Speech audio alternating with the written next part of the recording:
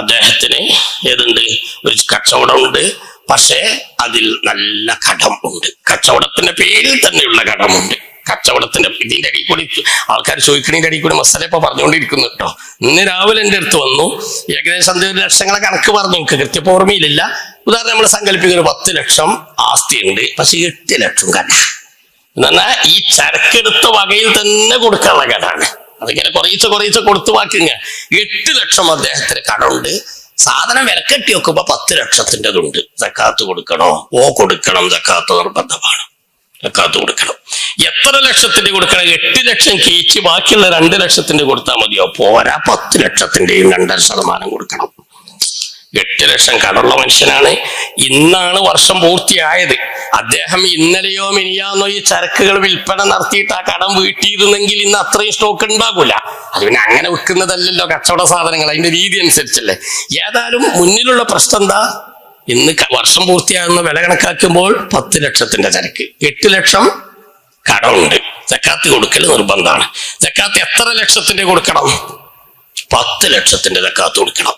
പല കച്ചവടക്കാരും കൊടുക്കാനുള്ള കടബാധ്യതകൾ കീച്ചിട്ട് ബാക്കിയുള്ളതിന്റെ സക്കാത്താണ് കൊടുക്കുന്നത്. സക്കാത്ത് പൂർണ്ണമായി വീടൂല. വർഷം പൂർത്തിയാകുന്ന സമയത്ത് നിലവിലുള്ള വിൽപ്പന ചരക്കുകളുടെ വില കണക്കാക്കി ടോട്ടൽ സംഖ്യ എത്രയുണ്ടോ ആ മൊത്തം സംഖ്യയുടെ 2.5% സക്കാത്ത് കൊടുക്കാൻ നിർബന്ധമാണ്. 1 ലക്ഷത്തിന് 2500 സക്കാത്ത് കൊടുക്കാൻ നിർബന്ധം. നമ്മൾ കൊടുത്തു വീട്ടാനുള്ള കടങ്ങൾ കീച്ച് ബാക്കിയുള്ളതിന്റെ അല്ല കൊടുക്കുന്നത്. ഇനി വേറൊന്ന് പറയാം. ഒരു വ്യക്തിയുടെ കയ്യിൽ ഒരു 100 ഗ്രാം സ്വർണം, 85 ഗ്രാം കൃത്യമായ തങ്കമുണ്ടായാൽ മതി, സക്കാത്ത് നിർബന്ധമാവും. ആഭരണങ്ങളല്ല കേട്ടോ, കൂടുതൽ മസലേക്ക് കിടക്കുന്നില്ല. സ്ത്രീകളുടെ ആഭരണം അല്ലാതെ 85 ഗ്രാം തങ്കം ഉടമയിലുണ്ടായാൽ അതിന് സക്കാത്ത് നിർബന്ധം. അപ്പൊ ഒരാളുടെ കയ്യിൽ ഒരു 100 ഗൾഫിൽ നിന്ന് റിട്ടയർഡ് ആയി പോന്നപ്പോഴേ ഒരു 2 ബിസ്ക്കറ്റ് കൊടുത്തച്ചാ 100 ഗ്രാം സ്വർണം വീട്ടിലിരിക്കുന്നുണ്ട്. അതവിടെ ഇരിക്കാൻ തുടങ്ങിയിട്ട് 1 വർഷം പൂർത്തിയായി. അതിന് 2.5% സക്കാത്ത് കൊടുക്കൽ നിർബന്ധം. ഈ മനുഷ്യൻ ഒരു പക്ഷെ നാളത്തേക്ക് അരി വാങ്ങാൻ കാശുണ്ടാവില്ല. ഇവന് നാളത്തേക്ക് അരി വാങ്ങാൻ കാശില്ല. ഓനൊരു ഹൈറായ അനുയോജ്യമായ വീടില്ല. ഓന് ഒരുപാട് കടങ്ങളുണ്ട്. ഓന്റെ മൊത്തം ആസ്തി വിറ്റാലും ആ കടം വീട്ടാൻ കഴിയില്ല. എന്നാൽ പോലും 100 ഗ്രാം സ്വർണം 1 വർഷം തികഞ്ഞ അവിടെ ഇരിക്കുന്നുണ്ടോ? 2.5% സക്കാത്ത് കൊടുക്കൽ നിർബന്ധം. എന്താ ഇപ്പൊ നിങ്ങൾ കേൾക്കുന്നത്? എന്താ ഞാൻ പറയുന്നത്? ഞാൻ ഈ സംസാരം കൊണ്ട് ഞാൻ ഉദ്ദേശിക്കുന്നത് സക്കാത്ത് എന്നത് സമ്പന്നരുടെ ബാധ്യതയാണ് എന്ന ധാരണ തിരുത്തപ്പെടേണ്ടതാണ്. അത് ശരിയല്ല. സക്കാത്ത് എന്നത് നിശ്ചിത സമ്പത്തിന്റെ ബാധ്യതയാണ്. സ്വർണം, വെള്ളി, കച്ചവട ചരക്കുകൾ തുടങ്ങിയ 8 ഇനം സമ്പത്ത് നിശ്ചിത അളവിൽ അവിടെ ഉണ്ടോ? ആള് പരമ ഫക്കീറും പരമ ദരിദ്രനാണെങ്കിലും മൊത്ത ആസ്തിയേക്കാൾ കൂടുതൽ കടമുള്ളവനാണെങ്കിൽ പോലും അതിന്റെ 2.5% സക്കാത്ത് കൊടുക്കൽ നിർബന്ധമാണ്. അപ്പൊ സക്കാത്ത് പണക്കാരുടെ ധനികരുടെ ബാധ്യതയാണ് എന്ന ധാരണ തിരുത്തണം. സക്കാത്ത് പാവപ്പെട്ടവർക്കും നിർബന്ധമാകും, പണക്കാർക്കും നിർബന്ധമാവും. നിശ്ചിത സമ്പത്ത് അവിടെ ഉണ്ടോ അതിന്റെ കൊല്ലം പൂർത്തിയാക്കണോ സക്കാത്ത് കൊടുക്കണം. അതിന് മർമ്മം ഇപ്പൊ ഞാൻ സൂചിപ്പിച്ചത് കച്ചവടമാണ്. കച്ചവടക്കാരുടെ കച്ചവട സക്കാത്തിന്റെ മസലെല്ലാം കൂടി വിശദമായി പറയുന്നില്ല. ആവശ്യക്കാർ കുറച്ച് ഏൽപ്പുണ്ടാവുള്ളൂ, അല്ലാത്തവർ അതൊക്കെ ഇങ്ങനെ കേട്ടിരുന്ന് സഹിക്കേണ്ടി വരുമല്ലോ. അപ്പൊ അതുകൊണ്ട് ഞാൻ അത്രയും പരത്തി പറയുന്നില്ല, മർമ്മം പറയാം. സക്കാത്തിന്റെ മർമ്മം ഉണർത്താം, പിന്നെ സംശയം തീർക്കാൻ ഒരുപാട് മാർഗങ്ങളുണ്ട്. അപ്പൊ കച്ചവടങ്ങളിലൊക്കെ പൊതുവെ സക്കാത്ത് നിർബന്ധമാകും. വർഷം പൂർത്തിയാവുമ്പോ സ്റ്റോക്ക് എടുപ്പ് എടുത്ത് ചരക്കുകളുടെ വില കണക്കാക്കാം. സ്റ്റോക്ക് എടുപ്പ് കട ലീവാക്കി നടത്തണമെന്നൊന്നും നമുക്ക് നിർബന്ധമല്ല. ഒരു കച്ചവടക്കാരനോട് പറഞ്ഞ സ്റ്റോക്ക് എടുപ്പൊക്കെ നടത്തുന്നത് ചിലപ്പോൾ 2 ദിവസം കട അടച്ചിടേണ്ടി വരുന്നതാണ്. അങ്ങനൊന്നും വേണമെന്നില്ല. നമുക്ക് കിട്ടേണ്ടത് സക്കാത്തിന്റെ വിഷയമുള്ളത് മൊത്തം എത്ര സംഖ്യയുടെ വിൽപ്പന ചരക്കുകൾ ഉണ്ട് നിങ്ങൾക്ക് പറയാൻ കഴിയണം. അത് സ്റ്റോക്ക് എടുപ്പ് നടത്തിയാലേ കഴിയൂ. അപ്പൊ അങ്ങനെ വേണ്ടി വരും. അതല്ല അതിങ്ങനെ ലാപ്ടോപ്പ് മുതലും കമ്പ്യൂട്ടർ മുതലും 4 നക്കലൊക്കെയാൽ നിങ്ങൾക്ക് കിട്ടുമെങ്കിൽ അത് മതി. ഏത് മതി? മൊത്തം ഇത്ര സംഖ്യയുടെ വിൽപ്പന ചരക്കുണ്ട്. ഇനി ചെറിയ സംശയമാണെങ്കിൽ മാക്സിമം കൂട്ടിയിട്ടാണെങ്കിൽ കുറച്ച് കൂടിയാലും വേണ്ടിയില്ല, കുറയണ്ട. 10 ലക്ഷമാണോ 10 ചരക്കാണോ ഉണ്ടാകുക? അല്ല 11 ഉണ്ടാവുമോ? 11 നിട്ടാളി, 11 നിട്ടാളി. അപ്പോ പരമാവധി സക്കാത്ത് ബാക്കി കിടക്കണ്ട, കൊടുത്ത് പൊയ്ക്കോട്ടെ എന്നാ ഞാൻ പറയുന്നത്. അപ്പൊ കച്ചവടക്കാരൊക്കെ സക്കാത്തിന്റെ കാര്യം ഗൗരവത്തിലെടുക്കണേ. ഞാൻ ഈ റമളാനിൽ ഒരു സ്ഥലത്ത് സക്കാത്തിന്റെ ക്ലാസ് വിശദമായി പറഞ്ഞു, 2 മണിക്കൂർ 2.5 മണിക്കൂർ വിശദമായി പറഞ്ഞു.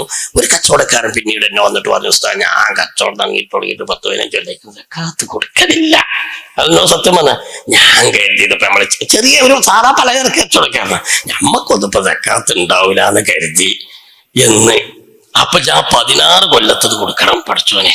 അതിപ്പോ അയാൾക്ക് ചോദിക്കാൻ തോന്നിയോണ്ട് കഴിച്ചില്ല. അയാൾ മരിച്ചോളത് ചോദിച്ചിട്ടില്ലെങ്കിൽ ആ കുടുക്കി ഞാൻ ചെറിയ തോതിൽ പറയാൻ പോകുന്നുണ്ട്. അപ്പൊ ഇരിക്കട്ടെ. അപ്പൊ കച്ചവടക്കാരോടൊക്കെ എന്റെ ശബ്ദം കേൾക്കുന്നവർ നേരിട്ടും അല്ലാതെയും എന്റെ ശബ്ദം കേൾക്കുന്നവരോട് ഞാൻ ഓർമ്മപ്പെടുത്തുന്നു, കച്ചവടക്കാർക്ക് ഏതായാലും മിക്ക 99% ചില വർഷം പൂർത്തിയാകുമ്പോ കണക്കെടുക്കുമ്പോ 200 ദിർഹം 595 ദിർഹം വെള്ളിയുടെ വിലക്കുള്ള ചരക്കില്ല, തികയാൻ ആവശ്യമായ പണം വേറെ ആദ്യം മുതൽ സൂക്ഷിപ്പില്ല. അങ്ങനെ ചില ഒറ്റപ്പെട്ട ചില കച്ചവടക്കാർക്ക് ചിലപ്പോ നിർബന്ധമില്ലാതെ പോയേക്കാം. 99% കച്ചവടക്കാർക്കും സക്കാത്ത് നിർബന്ധമാകും. വിശദമായി ഒരു ഉസ്താദിനോട് ആവശ്യമെങ്കിൽ നേരിട്ട് സംസാരിച്ച് മനസ്സിലാക്കി അത് കൊടുത്തു വീട്ടണേ, അല്ലാതിരുന്നാൽ കുടുങ്ങിപ്പോകും എന്ന് മാത്രം ഇപ്പോൾ ഉണർത്തുന്നു. ഞാൻ പറയുന്നത് സക്കാത്ത് ഇപ്പൊ സമ്പന്നരുടെ ബാധ്യതയല്ല, പിന്നെ എന്തിന്റെ ബാധ്യത? നിശ്ചിത സമ്പത്തിന്റെ ബാധ്യത. അത് വ്യക്തി ഫക്കീറിന്റെ കയ്യിലുണ്ടെങ്കിലും ആ നിശ്ചിത സമ്പത്തുണ്ടെങ്കിൽ സമ്പന്നരുടെ ബാധ്യത ഇസ്ലാമിൽ വേറെയുണ്ട്. പലപ്പോഴും ശ്രദ്ധിക്കപ്പെടാതെ പോകുന്നുണ്ട്. റമളാനിലും അല്ലാത്തപ്പോഴും ക്ലാസ്സിൽ കാര്യമായിട്ട് ചർച്ച ചെയ്യപ്പെടുന്നത് സക്കാത്ത് പറയണം എന്ന് ഞാൻ പറയേണ്ടതല്ല. പക്ഷെ സക്കാത്ത് ഞാൻ ആദ്യമേ പറഞ്ഞു, അതൊരു ചെറിയ പ്രശ്നമാണ്. കൊടുക്കാതിരുന്ന ഗുരുതര പ്രശ്നമാണ്. കാര്യം നിസ്സാരാണെങ്കിലും പ്രശ്നം ഗുരുതരാന്നറിയില്ലേ? കൊടുക്കാതിരുന്ന പ്രശ്നം ഗുരുതര, പക്ഷെ വിഷയം ഒരു ചെറുതാണ്. അതേസമയം ചെറുതാന്ന് പറയാൻ കാരണം അത് നിശ്ചിതമായ 8 ഇനം സമ്പത്തുകളെ മാത്രം ബാധിക്കുന്ന കേസാണ്. നിശ്ചിത സമ്പത്തുകളെ മാത്രം ബാധിക്കുന്ന കേസാണ്. റബ്ബറിന് സക്കാത്തുണ്ടോ എന്ന് ചോദിച്ചു ഞാൻ വണ്ടൂര് നിലമ്പൂർ ഭാഗത്തൊരു ക്ലാസ്സിന് പോയപ്പോ ഇല്ല, റബ്ബറിന് സക്കാത്തില്ല. കുറച്ചില്ലാത്തതും കേട്ടോളെ, ഒരു സന്തോഷല്ലേ. റബ്ബറിന് സക്കാത്തില്ല. റബ്ബറിന് സക്കാത്ത് നിർബന്ധമില്ല. തെങ്ങിനും തേങ്ങക്കും സക്കാത്ത് നിർബന്ധമില്ല. ഭൂമിക്ക് സക്കാത്ത് നിർബന്ധമുണ്ടോ? 100 സെന്റ് ഭൂമി ഉണ്ടായാൽ, അല്ലെങ്കിൽ 1 ഏക്കർ ഭൂമി ഉണ്ടായാൽ എത്ര സെന്റ് സക്കാത്ത് ഒന്നും കൊടുക്കണ്ട. ഭൂമിക്ക് സക്കാത്ത് നിർബന്ധമല്ല. റബ്ബറിന് സക്കാത്തില്ല എന്നാണ് ഇതിനർത്ഥം. റബ്ബർ എന്നുള്ള വകുപ്പിൽ സക്കാത്തില്ല എന്നാണ്. ഏത് വകുപ്പിലൂടെയുള്ള വരുമാനം സക്കാത്ത് നിർബന്ധമാവുന്ന പണമായി ഒരു വർഷം സൂക്ഷിച്ച് ഉപയോഗിക്കാതെ മാറ്റി വെച്ചാൽ അതിന് സക്കാത്ത് നിർബന്ധമാവും. പണത്തിന് സക്കാത്തുണ്ട്, റബ്ബറിനില്ല. വേണമെങ്കിൽ ഒരു റബ്ബറുകാരനെ നമ്മൾ പറയാം, ഒരു റബ്ബർ തോട്ടത്തിന്റെ ഉടമസ്ഥൻ, അയാൾക്ക് സക്കാത്ത് നിർബന്ധമാവാതെ ഉണ്ടാവും. ചിലപ്പോ അയാൾ ലഭിക്കുന്ന പണമൊന്നും സൂക്ഷിച്ചു വെക്കുന്നില്ല. അത് മക്കൾക്ക് വീടുണ്ടാക്കിക്കൊണ്ടും മറ്റു കാര്യങ്ങൾക്ക് ഉപയോഗപ്പെടുത്തിക്കൊണ്ടിരിക്കുക. ബാലൻസ് വന്ന ഉടനെ വീണ്ടും ഭൂമി വാങ്ങിയിടുകയാണ്. വിൽപ്പനയ്ക്ക് വേണ്ടിയുള്ള ഭൂമിയല്ല. വിൽപ്പന ഭൂമിയാകുമ്പോൾ കച്ചവട ചരക്ക് എന്നുള്ളവർക്ക് സക്കാത്ത് വരും. ഇത് അയാൾക്ക് വീണ്ടും റബ്ബർ തോട്ടം ഉണ്ടാക്കാൻ വേണ്ടി, റബ്ബർ വെച്ച് പിടിപ്പിക്കാൻ വേണ്ടി, വരുമാനം ഉണ്ടാക്കാൻ വേണ്ടി തോട്ടം വാങ്ങുക. റബ്ബർ എസ്റ്റേറ്റ് ധാരാളം ഉണ്ട്. അതിൽ നിന്ന് കിട്ടുന്ന പണം സൂക്ഷിച്ചു വെക്കാറില്ല. കുടുംബത്തിന്, വീടിന് സഹായങ്ങൾ അങ്ങനെയായിട്ട് ഉപയോഗിച്ചുകൊണ്ടിരിക്കുന്നു. മിച്ചം വരുന്നതുകൊണ്ട് വീണ്ടും വരുമാന ആവശ്യാർത്ഥം ഭൂമി വാങ്ങിയിടുന്നു. ഒരുപക്ഷെ അയാൾക്ക് സക്കാത്ത് നിർബന്ധമാവാതെ പോകും. ഞാൻ പറഞ്ഞത് പാവപ്പെട്ടവർക്കും സക്കാത്ത് നിർബന്ധവും പണക്കാർക്ക് ചിലപ്പോൾ നിർബന്ധമാവാതെയും പോകാം. കാരണം സക്കാത്ത് പറഞ്ഞ 8 ഇനം സമ്പത്തിന് മാത്രം തൊടുന്ന ഒരു സംഗതിയാ. സമ്പന്നര്